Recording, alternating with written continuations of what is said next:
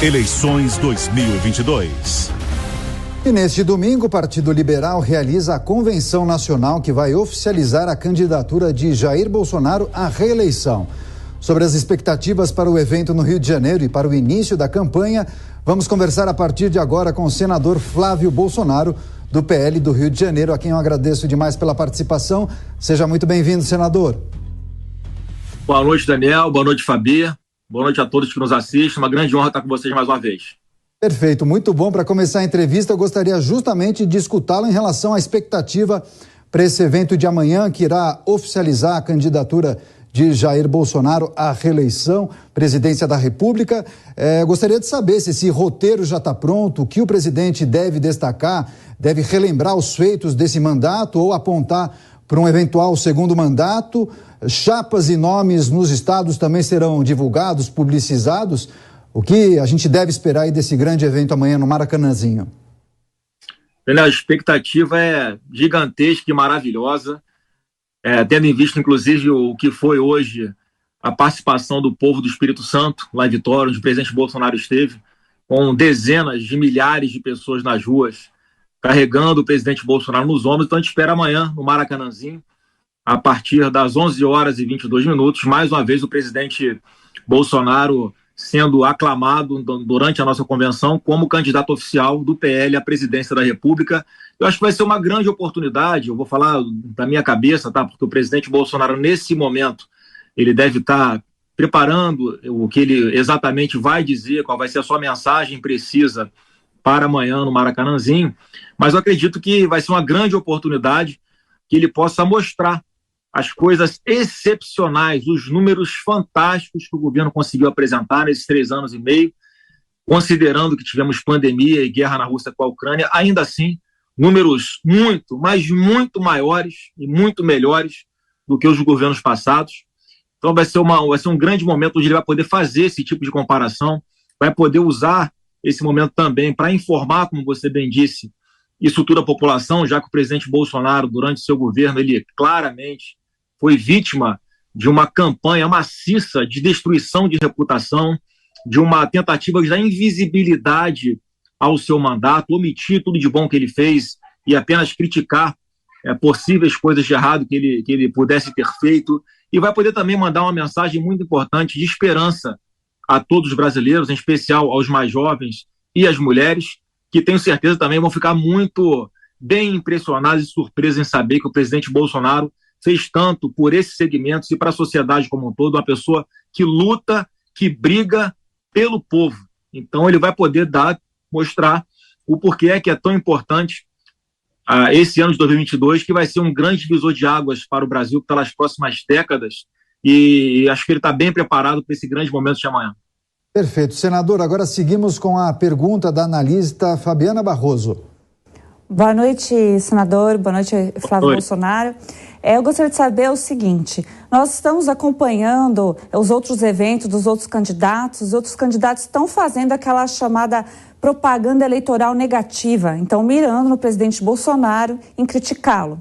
O presidente Bolsonaro fará o oposto, a propaganda eleitoral positiva, pelo que eu vi nas suas falas. Vai falar do que ele fez, o que ele pode fazer ao Brasil.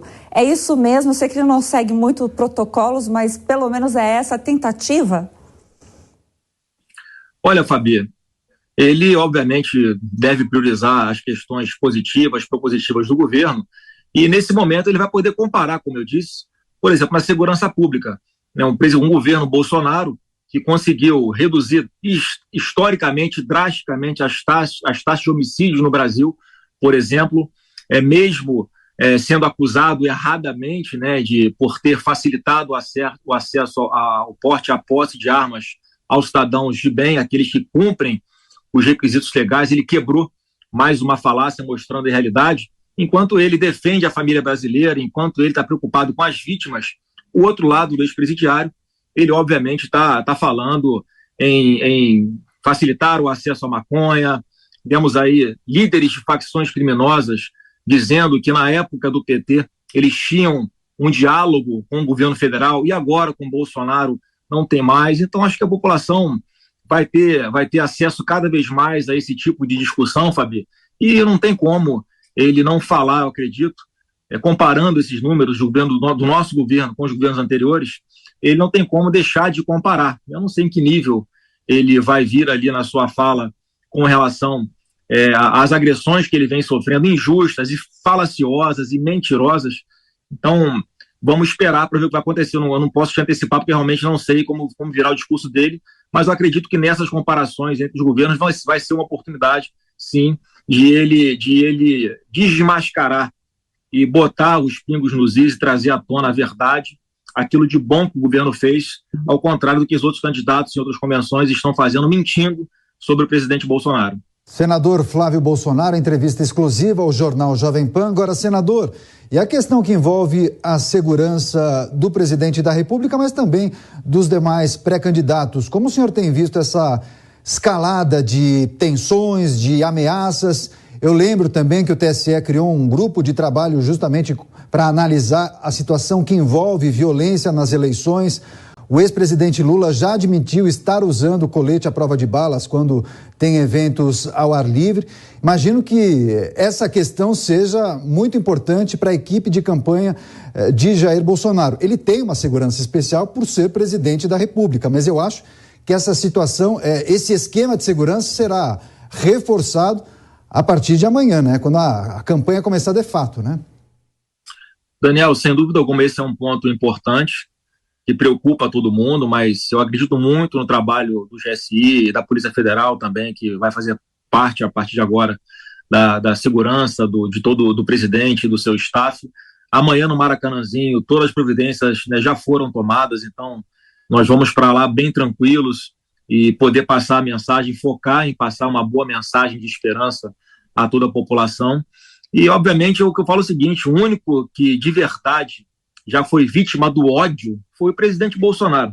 Ele quase deu a sua vida pelo bem do nosso Brasil e está lá resistindo. Ele jamais vai compactuar com qualquer ato de agressão ou violência. Ele já manifestou isso publicamente, inclusive naquela situação lá em Foz do Iguaçu, onde ele relembrou uma postagem dele de 2018, onde pessoas que se intitulassem ser bolsonaristas, caso defendesse esse tipo de violência, esse tipo de ameaça, ele inclusive dispensava o voto. Não era o eleitor dele, as bandeiras que ele defende, a sua trajetória de vida não tem a ver com violência. E ele é um sobrevivente desse discurso de ódio da esquerda. Ele foi vítima de atentado por ex-integrante do PSOL. Então ele, mais do que ninguém, sabe que isso não funciona e não é assim que se constrói uma democracia.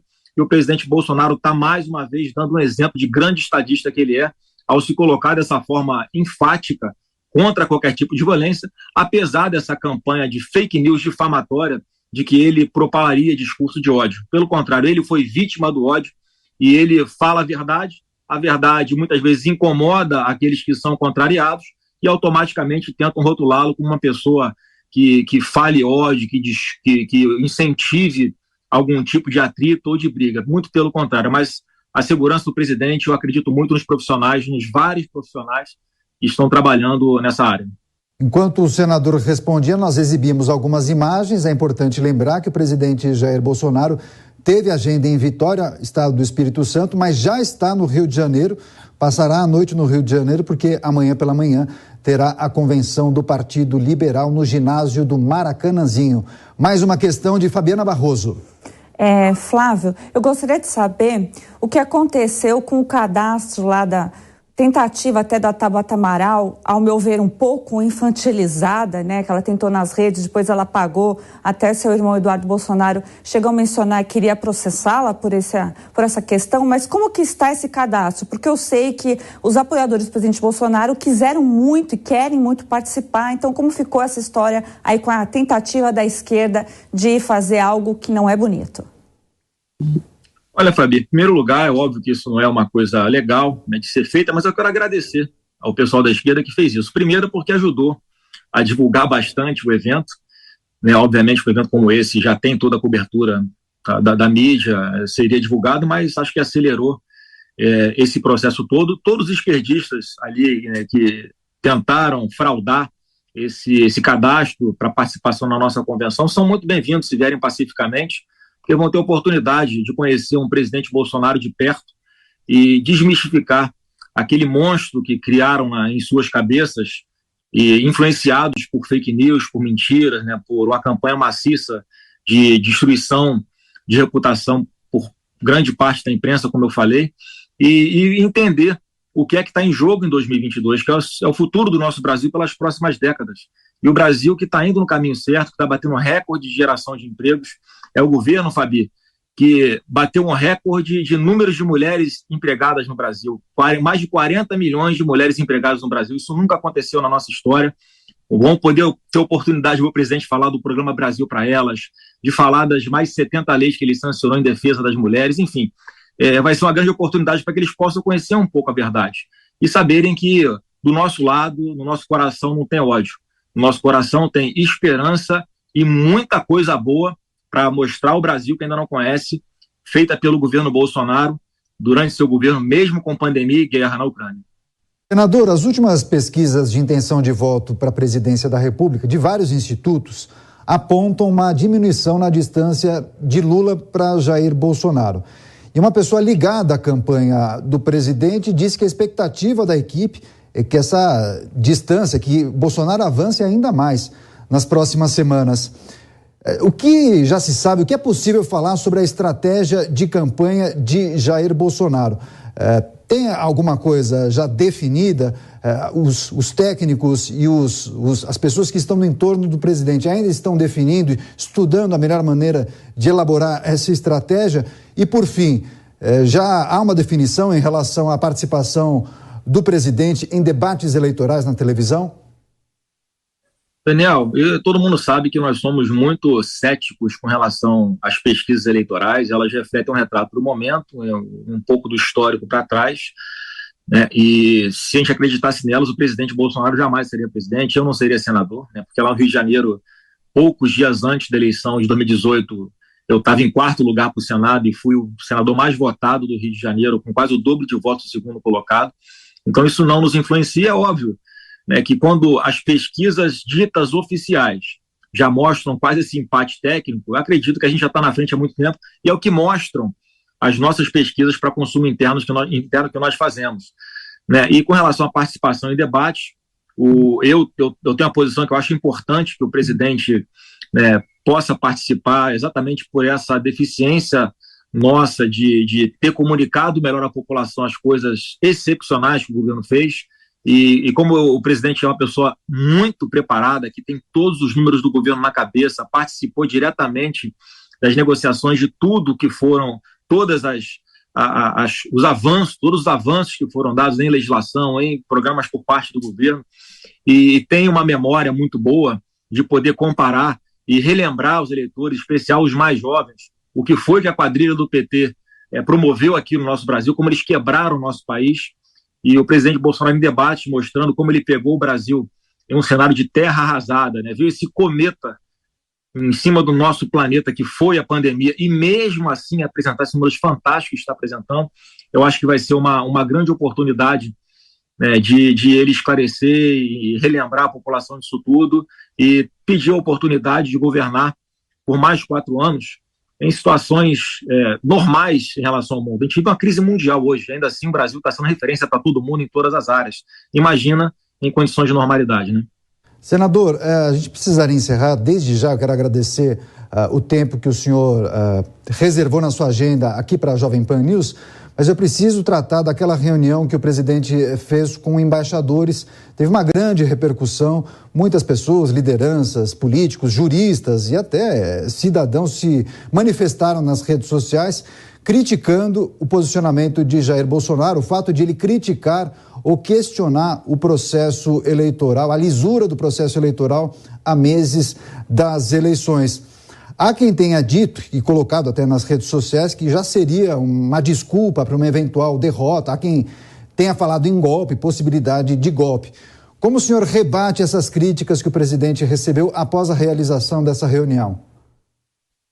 Foi um linchamento público, do meu ponto de vista, injusto, porque o presidente Bolsonaro nada mais fez do que pedir transparência e mais segurança nas eleições. Todo o trabalho que tem sido feito aí, a convite do TSE por parte das Forças Armadas, é para dar mais uma camada de proteção ainda sobre o processo eleitoral. né? Eu te pergunto, quanto você acha que os bancos, por exemplo, gastam com segurança cibernética para impedir invasões nas contas de seus clientes? Né? Quantos bilhões? Né? Se o sistema do TSE é tão bom, acho que eles estão perdendo dinheiro, contratam o sistema do TSE e vão economizar dinheiro que o sistema bancário passa a ser inviolável. Então eu fico assim realmente muito angustiado em ver essa postura do TSE de resistir de uma forma, eu acho até covarde, porque de fazer transformações sugeridas por técnicos, os maiores especialistas em tecnologia do Brasil que estão falando, Daniel. São pessoas formadas no IME, no ITA, que estão dizendo que há pontos de vulnerabilidade.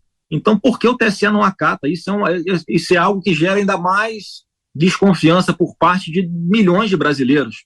Então, o que o presidente Bolsonaro fez foi exatamente mostrar ao mundo, eu acho que ele conseguiu alcançar o seu objetivo, que algo está errado aqui no Brasil. Então, se ele quer mais segurança e mais transparência, por que o TSE não quer? Ele jamais falou em interferência em eleições, as Forças Armadas nunca falaram nisso. O presidente está 3 anos e meio no governo, sendo acusado de que vai dar um golpe. Não deu golpe nenhum, não vai dar, porque já está no governo. Vai dar golpe de quê? Pode ter certeza de uma coisa, né? A gente não tem medo de perder no voto, porque a gente vai ganhar no voto. Agora, não vale em gol de futebol, não vale gol de mão. Então, o que a gente está pedindo é que realmente funcione uma espécie de VAR ou de um acompanhamento à parte de quaisquer instituições sérias nesse país, né, que possam acompanhar Forças Armadas, OAB, CNJ, CNMP, todo mundo poderia participar desse acompanhamento, mas não olhando para uma caixa ali fechada que você não sabe o que está acontecendo dentro. É com seus técnicos que possam assegurar que quem tiver mais votos nessa eleição vai ser o vencedor. Então, se há dúvidas, por que não implementar aquilo que está sendo sugerido? Então, no meu ponto de vista, né, para concluir a resposta, eu acredito que o presidente Bolsonaro, nesse ponto de vista, ele foi bem sucedido. E porque ele tem uma coisa que é muito incompreendida, uma coisa que ele me ensinou no meu primeiro mandato, com 20 anos de idade, quando era deputado estadual, que era o seguinte: não faça política pensando no voto. Então, se isso traz um reflexo, sim, ruim eleitoral para ele coloca o Brasil em primeiro lugar e faz questão de correr esse risco para mostrar, para alertar ao mundo e ao Brasil, né, que o sistema eleitoral pode ser mais seguro e mais transparente e que essa dúvida, independente do que aconteça nas eleições de outubro, se permanecer do jeito que está, vai ser um resultado proclamado com base na dúvida. Para que isso? Por que a gente não resolve isso agora? Por que o TSE não implementa agora as medidas propostas por técnicos? Isso causa uma preocupação, uma desconfiança em todo mundo. Agora, senador, antes de encerrar e também para privilegiar a audiência rotativa da Jovem Pan News, o senhor, além de senador, coordena a campanha de Jair Bolsonaro. O senhor não consegue adiantar qual será a mensagem principal da fala de Jair Bolsonaro no evento de amanhã, na convenção do Partido Liberal no Rio de Janeiro? Olha, em primeiro lugar, que eu agradeço o título de coordenador da campanha, mas tem várias pessoas ajudando o presidente na preparação, nessa pré-campanha e um trabalho de planejamento para a campanha. São dezenas de pessoas trabalhando e o próprio presidente toma conta disso muito de perto, né? Pergunta: quem é o marqueteiro do presidente? O marqueteiro é ele mesmo, ele que toma as decisões. Esse grupo grande que existe preparando as coisas levam as situações para ele e ele dá o norte que quer dar, ele comunica do jeito que achar melhor, e assim vai ser com o discurso dele amanhã, Daniel. Eu acredito, mais uma vez, que ele vai tocar nesses pontos aí que são importantes e que grande parte da população não sabe ainda, né, de avanço do governo, e eu acho que ele pode dar um testemunho do grande aprendizado que foi para ele esses 3 anos e meio de governo. Ninguém nasce sabendo ser presidente, ele acertou infinitamente mais do que possa ter errado, e quando ele errou, não tenho dúvida que ele errou tentando acertar, que ele pode ter errado se preocupando com a saúde do povo brasileiro, mas garantindo a todos o acesso à saúde, garantindo a todos, né, que ali o governo federal ia fazer a sua parte, na pandemia em especial, né, se não fosse o repasse dele aos estados e municípios de mais de 70 bilhões de reais, Daniel, pode ter certeza que todos os servidores públicos do Brasil, servidores públicos municipais, estaduais e federais, ficariam sem salário, não teriam 13º, e isso foi possível por causa da grande responsabilidade fiscal que o governo teve desde o seu primeiro dia, né, de governo. Então, acho que ele vai muito nessa linha, né, de compartilhar esse sentimento, porque aquela vida de presidente, eu sou testemunho ocular, Daniel e Fabi, disso. É uma vida muito desgastante, sofrida, solitária, muitas vezes, e que ele encara como uma missão. Então, assim, eu sou um fã incondicional, porque eu sei as angústias dele, eu sei a satisfação dele em poder fazer o bem, levar água lá para o nordestino, né, fazer o programa Brasil para Elas, que pode atingir mais de 30 milhões de mulheres empreendedoras, enfim, tudo de bom que ele fez. Isso gera, sem dúvida alguma, uma satisfação que compensa esse sacrifício que é ele na presidência. Eu acho que no discurso dele ele pode ir muito nessa linha. A convenção do PL, a oficialização da chapa de Jair Bolsonaro, a candidatura de Jair Bolsonaro à reeleição, em destaque nessa entrevista com Flávio Bolsonaro, senador pelo PL do Rio de Janeiro, a quem eu agradeço muito pela participação. Bom final de sábado e bom domingo para o senhor, senador. Obrigado, Daniel. Até amanhã a todos. Levem a sua bandeira verde e amarela. Um abraço a todos. Obrigado. Muito obrigado. Até a próxima.